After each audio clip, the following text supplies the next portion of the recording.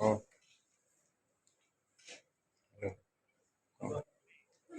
speaker, speaker.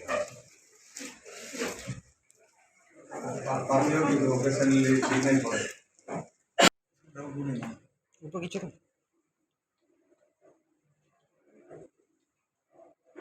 ধন্যবাদ।